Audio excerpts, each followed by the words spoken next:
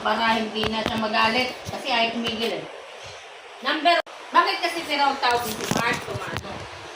Number 2. Wala naman sa plano ko yun eh. Si Mark na may kasalanan. Number 3, ikaw din may kasalanan.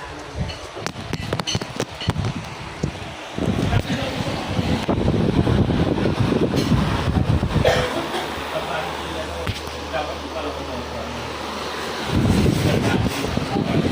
Nagtagang plano.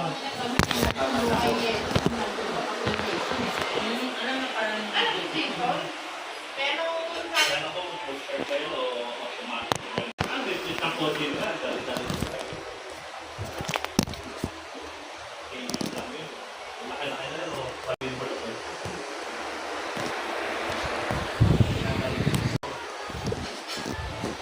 Oo, motor yun. Ang hindi naman yung animation.